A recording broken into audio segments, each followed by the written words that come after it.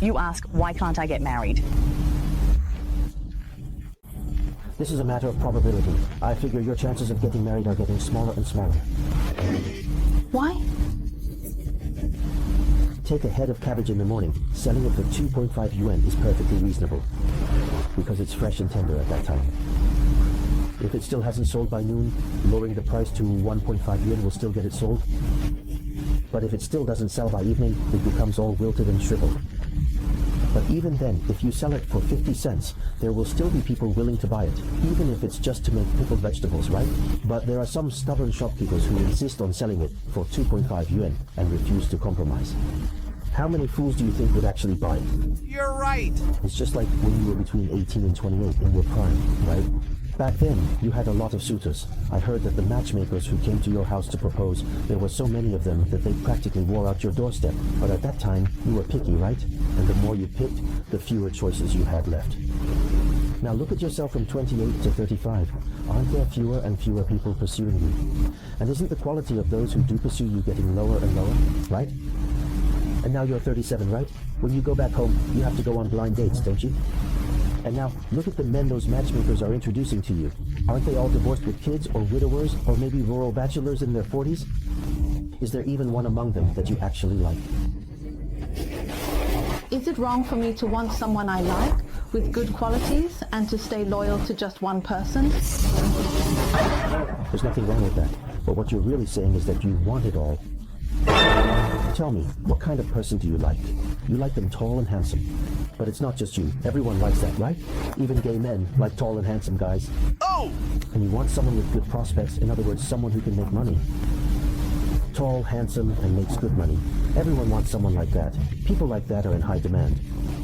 And for someone so sought after, what do you expect from him? To be loyal to just one person. You really have watched too many movies and TV dramas, haven't you? What do men want? Novelty, that's what. In movies and TV dramas, love is always portrayed as eternal. Never fighting for a lifetime, always sweet, right? Even when they die, they want to be buried together, holding hands. But have you ever seen that in real life? I'm not mocking love, nor am I disrespecting it. I do believe that love exists in this world. It's just that it tends to be short-lived, right? In real life, people come together because of love, but after getting married, it's all arguments and quarrels and sometimes even physical fights, right? Those who can afford to get divorced do so. Those who can't just make do and get by. So how can you expect someone to stay faithful for life? If he occasionally seeks out love for a couple of hours or just one night, you need to learn to be tolerant. Look, you're 37 this year, and we've known each other for 5 or 6 years now. To be honest, I've met all your ex-boyfriends. We've even had meals together, right?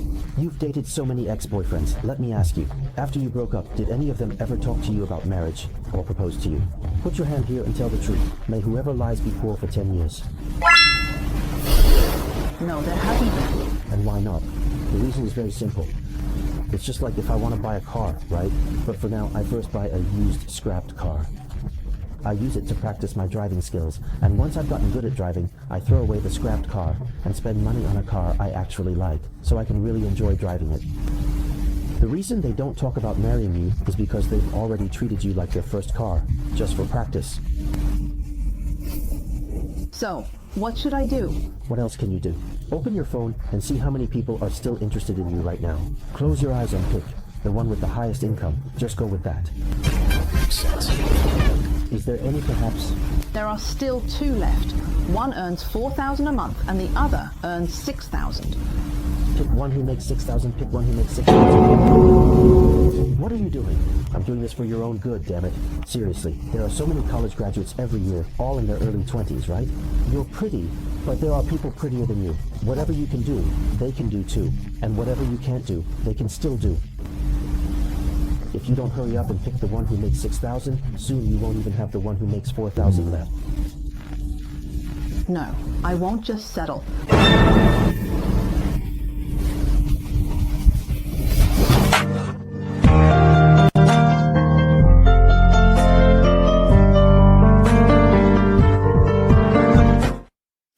When a girl meets someone she likes during a blind date and wants to move the relationship forward, what should she do? I've posted a lot of videos before saying that when a girl meets someone she likes, if she's interested, she must take the initiative. But there are still so many girls, I'm not sure where you all are, who see this and are influenced by all sorts of so-called bloggers and online information telling you that if a girl takes the initiative, she loses her value. Who told you that? Oh my God, all those so-called bloggers you follow are just teaching you how to play games. Let me tell you, being genuine is always effective.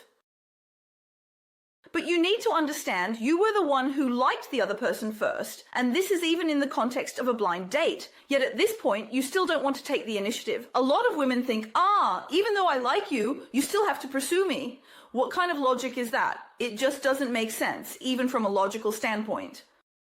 As the saying goes, when a woman pursues a man, it's like there's only a thin veil between them. If you're not particularly unattractive, if your features are decent, your figure is proportionate, and your family background is good, then taking the initiative as a woman really works. I've honestly had so many men come to me for advice, asking why they ended up with their wives, and it's because out of all the women, their wives were the most proactive. A lot of guys just go along with it, half resisting and half accepting.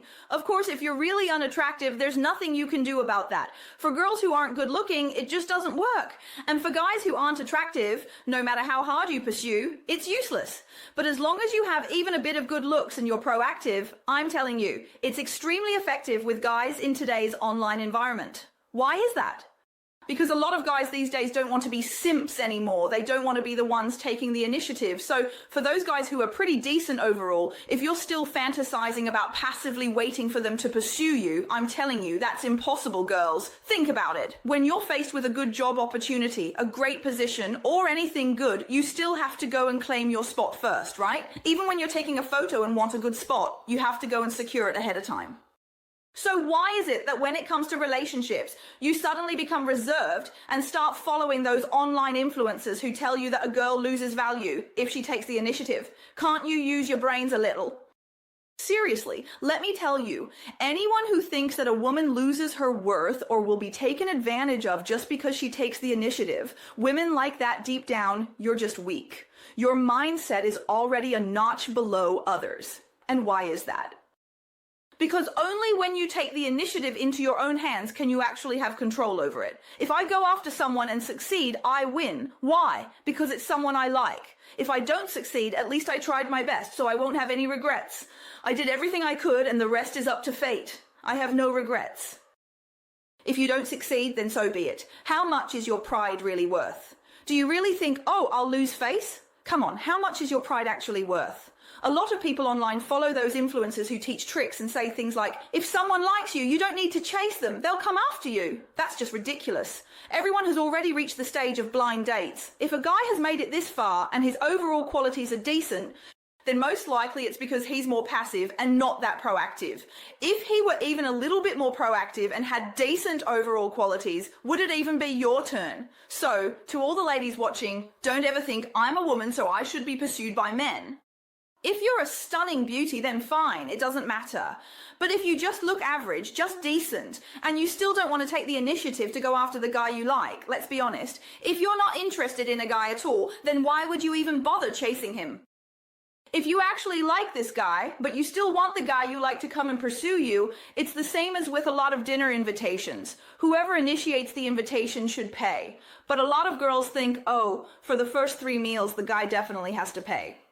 Girls, get this straight. You're the one inviting someone else out. If you want to pursue this guy and you're the one asking him to dinner, what's wrong with picking up the bill? If you're the host but still expect the other person to pay and you think it should be their responsibility just because you invited them, that's a sign of a weak mindset.